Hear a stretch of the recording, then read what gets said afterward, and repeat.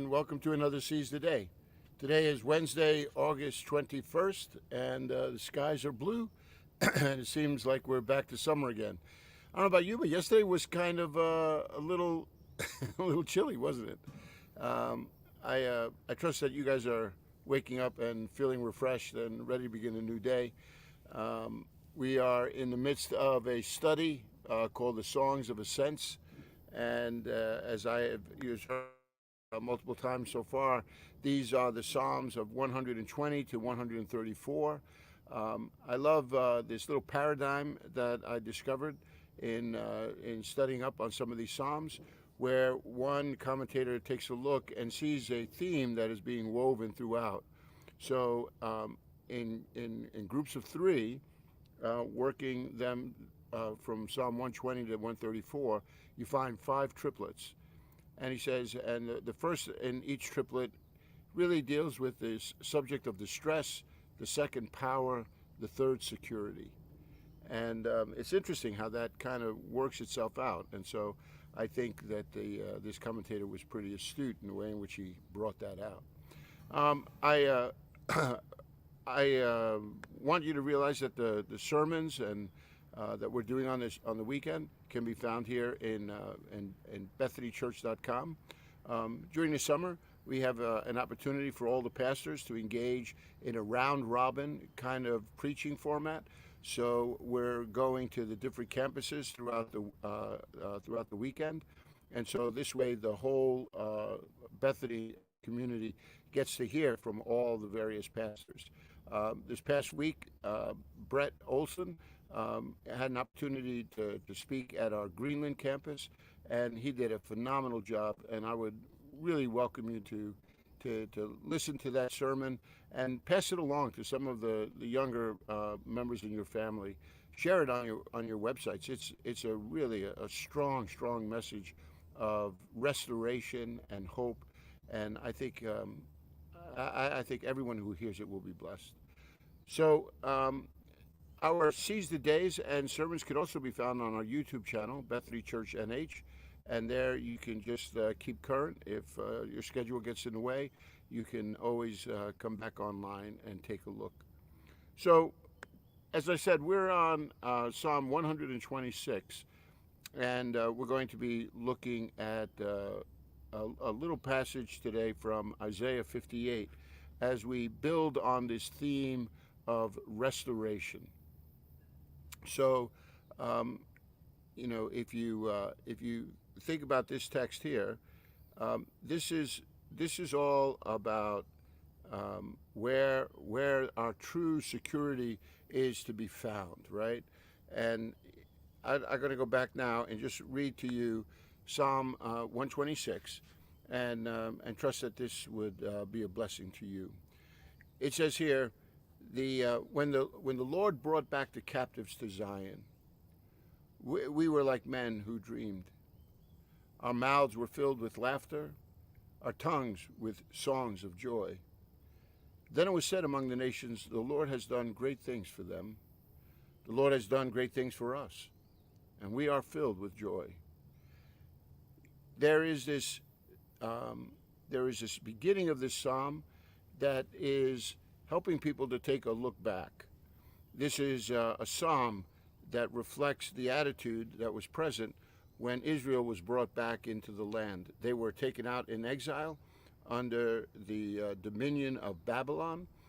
They had completely destroyed the city, the temple, taken as captives, and then scattered them, dispersed them throughout all the land. In fact, there is a term throughout the scriptures where we speak of the dispersion, and the dispersion is just that. It is the nation of Israel being cast all over the occupied lands of Babylon. And so, here's an interesting little side bit. Look at the book of First Peter, and in First Peter, you'll see here, and in First Peter chapter 1, this is how the the letter of Peter begins. It says, Peter, an apostle of Jesus Christ, to God's elect, strangers in the world, scattered throughout Pontus, Galatia, Cappadocia, Asia, Bithynia, right? See, all these places, this was all part of where the Jews now had settled all over the lands. And this is many, many centuries later, right? But you can see the effect that this exile had on Israel. It becomes a pivotal moment in their history. And so the fact that they came back, it's almost like a dream come true. So when it says, when the Lord, right, always the first cause here, the Lord is the one who opens up these doors. And how did he do that? He turned the heart of a foreign king, Persia. You know, they beat up on Babylon, and then through a conversation with a cupbearer, which is Nehemiah, in the book of Nehemiah, again, maybe because I assume sometimes that everyone has this knowledge, and that's the whole point of Seize the Day, right, is to help us all to put this word together.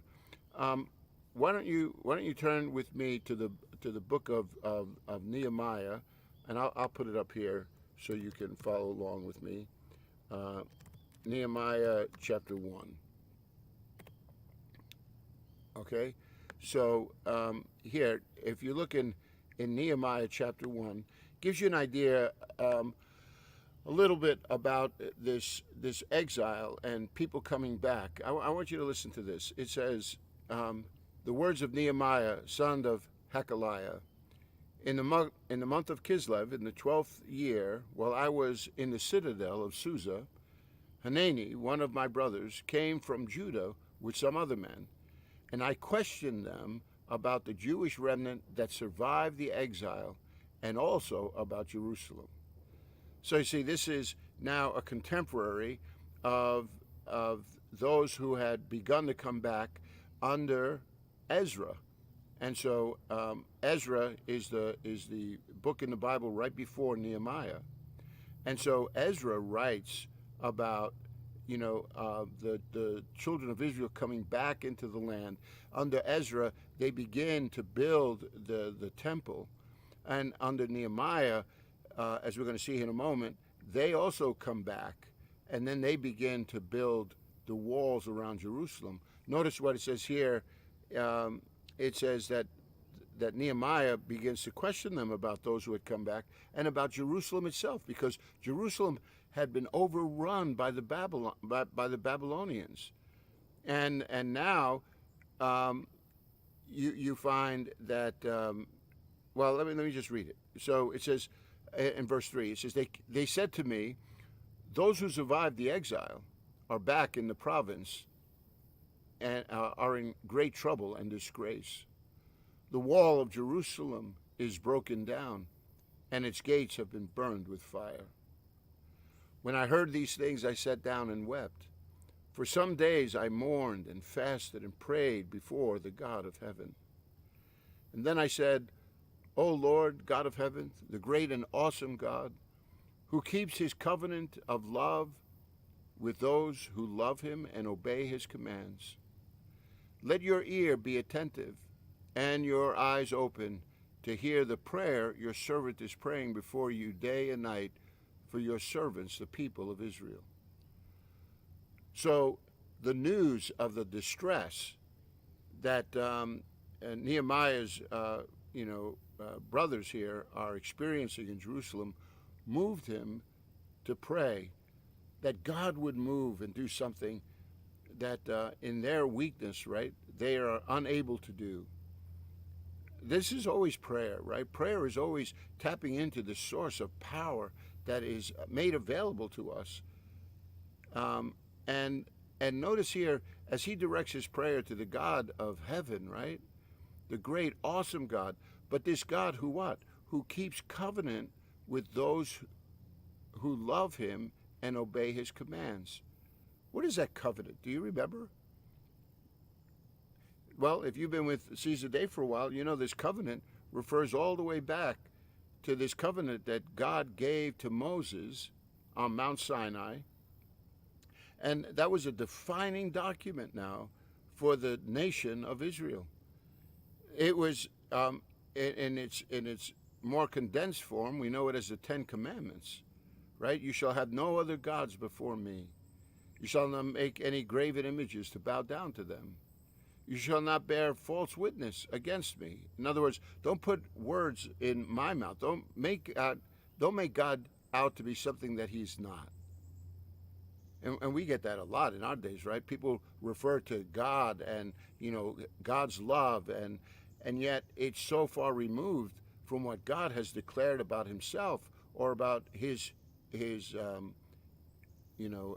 definition of what is righteous.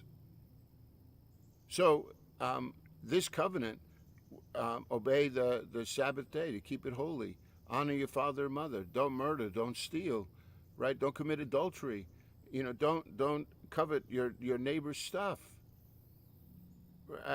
Don't bear false witness against your neighbor. See, all of these were now part of this covenant. God says, if you keep this covenant with me, then I'm going to keep covenant with you, which is precisely what did not happen, and which is why Israel, after being given warning after warning after warning, God allows, he says, listen, if you're going to live like the nations that I have sent you into this land to dispossess out of judgment, because their ways have become so wicked that now they were going to be judged. He's saying, listen, if you think you're better than them, or that you're in a special position just because you know me, if you don't keep the covenant of love that I've established with you, then I'm going to treat you the same way I treated those nations. And sure enough, they're dispossessed from their land. This temple that they built, which had become really a place of great apostasy and unfaithfulness. I mean, just because you go to church every day, it doesn't mean that the tenets of who Jesus is, right, who God is, what he's calling us to do, is really beginning to abide inside of us. We might like the routines of this spiritual life, but it has to change one's heart. Otherwise, Jesus says, look, you will know them by their fruit. It's about what we do. Now, what we do doesn't save us, but what we do reflects that indeed we have been the recipient of God's redemption, that we have been restored.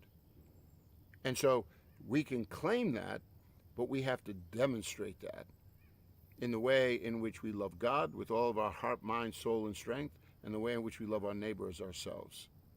So notice here in Nehemiah 1, God is saying to them, listen, if you keep this covenant of love with those who love him and obey his commands. God keeps his covenant. God is always faithful to us. But it's not always true about us, is it? God remains faithful. We could be faithless. But here he's saying, listen, we need that God who keeps his covenant of love. That's what this covenant is. It's not a harsh covenant. It's a covenant of love. God's saying, listen, I'm going to prosper you. I'm going to bless you. But when all of that went sideways, they were now treated just like the apostate nations around them, and they were held account. And the next thing you know, they were taken out of their land, and they were dispersed. But now God changes the heart of a Persian king. Under Darius, Cyrus, right? These two kings, they allow Israel to go back. And this is part of this story. So here is Nehemiah in chapter 1, recognizing that something has gone terribly wrong. And Jerusalem is still, reeling under the effects of that, depossession.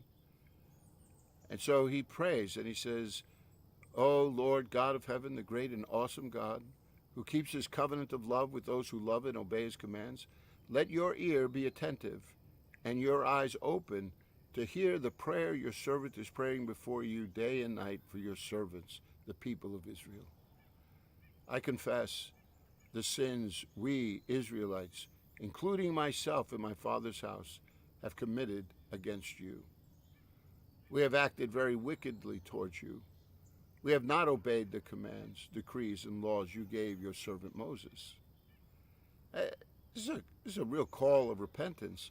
I want God to do something, but I recognize my deficiency. Isn't that a real lesson in prayer? That we first have to get our hearts right with God. And then here in verse 8 he says, remember the instruction you gave your servant Moses, saying, if you are unfaithful, I will scatter you among the nations.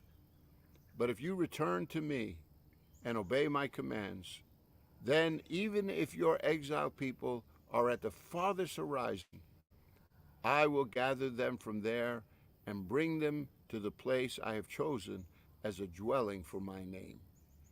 Where was that dwelling? That dwelling was in Jerusalem, wasn't it?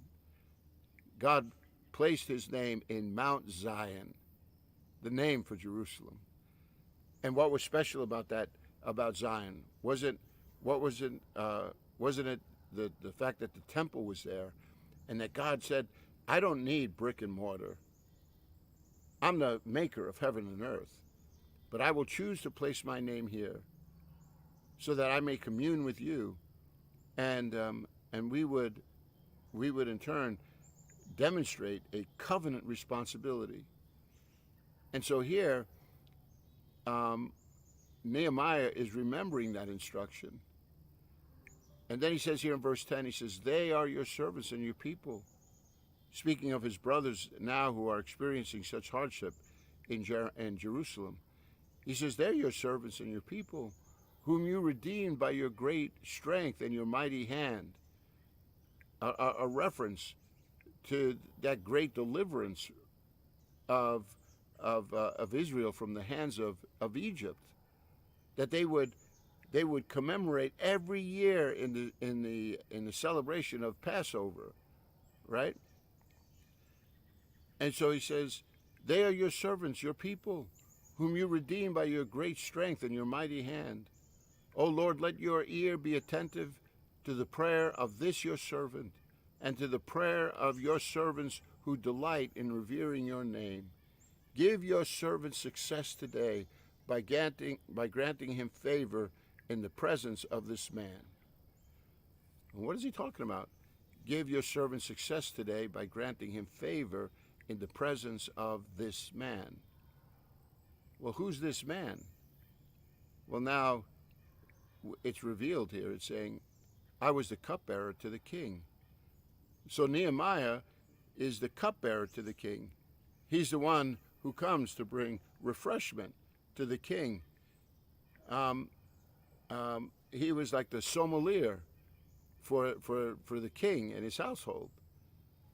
And so God now is putting in Nehemiah's heart that maybe he would have some favor with this king and do something about the situation that is unfolding in Jerusalem. So he says, in the month of Nisan, in the 20th year of King Artaxerxes, when wine was brought for him, I took the wine and gave it to the king. I had not been sad in his presence before. So the king asked me, why does your face look so sad when you're not ill? This could be nothing but sadness of heart. So somehow King Artaxerxes notices that Nehemiah is just not himself, that something is disturbing Nehemiah. Now remember, Nehemiah had just been praying to God for his people in Israel, for their situation, recognizing their part in this, that they had disobeyed God, that they were now receiving a just judgment.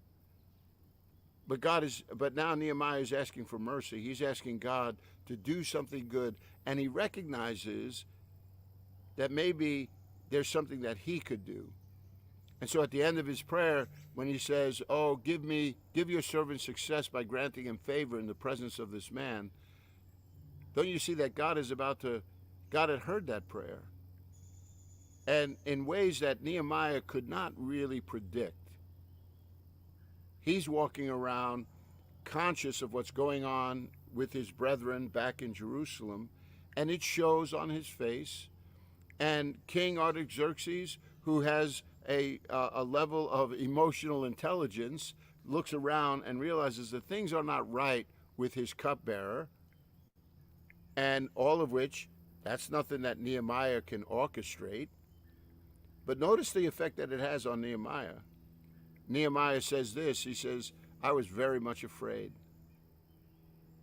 But even though he was afraid, it didn't stop him from responding. Now think about this. Why would he be afraid? Because what's the job of the cupbearer? The cupbearer is to bring delight to the king, not to be a downer. His job is to meet the needs of the king, not his own. And like it or not, if he displeased the king, how easily would it have been for the king to dismiss him? You'd never hear of Nehemiah again. Who's Nehemiah in the scheme of things for the king? But the king seems to have a relationship with Nehemiah, right? And he's appreciated Nehemiah's service to him, which is why he's willing to ask the question, "Nehemiah, what's wrong?" And now Nehemiah internally has to debate, do I really tell him? Because I could lose my job, if not my life, right? You read about, some of these edicts from these kinds of kings who were so self-absorbed with themselves that it would be nothing in their displeasure to just, eliminate, Nehemiah. So Nehemiah is afraid, but it didn't stop him. Why? Because he just finished praying. "Oh Lord," right? "Grant your servant success by granting him favor in the presence of the king." And now is this opportunity that God orchestrates, and the door is open, and now it's on you, Nehemiah. What are you going to do? And so he blurts out, "May the king live forever. Why should my face not look sad when the city where my fathers are buried lies in ruins, and its gates have been destroyed by fire?" So it's not about Nehemiah, it's about the state of his people that are living amongst ruins, still bearing the marks of the war with Babylon. Persia just beat up on Babylon. This king, Artaxerxes, he looks back now and he recognizes he is where he is because of those former kings who went to war against Babylon. This is just another reminder. So maybe something inside the heart of this king is saying, those Babylonians, and so the king says to him, "What is it that you want?" And now Nehemiah is praying once again to heaven. Yeah, have you ever had those kinds of experiences where you're praying, something happens, and internally, in that moment, man, you're throwing up prayers to heaven like crazy?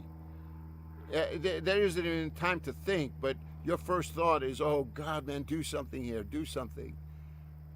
And no doubt that that's exactly what's going on inside of Nehemiah.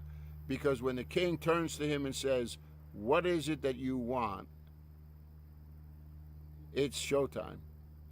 Nehemiah prays, and then he answers the king. "If it pleases the king, and if your servant has found favor in his sight, let him send me to the city in Judah where my fathers are buried so I can rebuild it." Boy, bold declaration. He's not going to be there to serve the king, but he just throws it out there. And the king with the queen sitting behind him, asked me, "How long will your journey take? And when will you get back?" And so the door is open. It pleased the king to send me. And so I set a time. Um, Obviously, something of Nehemiah must have, you know, shown himself to be such a faithful servant to the king that he was valuable to the king. And yet, what did the king really care about Jerusalem at this point? He already had taken over the territory. This wasn't his fight. But he loved Nehemiah. And so here you have this pagan king that is opening up a door for Nehemiah to go back and fulfill the promises that God had made way back through the prophets of Isaiah, Jeremiah, right, about God bringing back the remnant. It's funny how these things happen. And yet, that's exactly how this happens.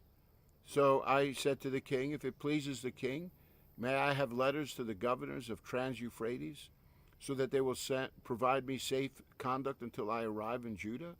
May I have a letter to Asaph, keeper of the king's forest, so he will give me timber to make beams for the gates of the citadel by the temple and for the city wall and for the residence I will occupy? And because the gracious hand of my God was upon me, the king granted my requests. See how Nehemiah understands God is the one who orchestrated all of this. Yeah, yes, it was King Artaxerxes that is making this happen, but unless God turned the heart of the king, it never would have happened. So Nehemiah is in a position, he had to do his part. He prayed, he was bold, he asked, but it's God that turns the hearts, God that opens the doors. And he says, and because the gracious hand of my God was upon me, the king granted my requests. So I went to the governors of Trans-Euphrates, gave them the king's orders, and the king also sent army officers and cavalry with me. Isn't that interesting? God gave him not only the favor of the king, but he helped the king to give him his army so that he would be well taken care of. So let's go back now to Psalm 126. Go back to Psalm 126. And it says, when the Lord brought back the captives to Zion, we were like men who dreamed. Our mouths were filled with laughter, our tongues with songs of joy. It was said among the nations, the Lord has done great things for them. The Lord has done great things for us, and we are filled with joy. See, all of this because Nehemiah demonstrates by his humility before God. And he prays, and he asks him to do something that only he could do, that he promised to do for his people if they walked in covenant with him. And God does that in a way that surprises everyone. My friends, that's what God promises to do for you and me. God is delighting in coming and entering into our circumstances every single day. I want to pick up a little bit more on this theme tomorrow as we look at Isaiah 58 in response to 126, of what it really means to be in a position where God will bless us. I think that'll be a great use of our time tomorrow. And so today, I just want you to realize that God is sovereign over all the affairs of men. And he's able to do exceeding abundant that we can ever think or imagine. So my friends, think about that today and whatever the struggles are that are facing you. And just lean in and do the next right thing.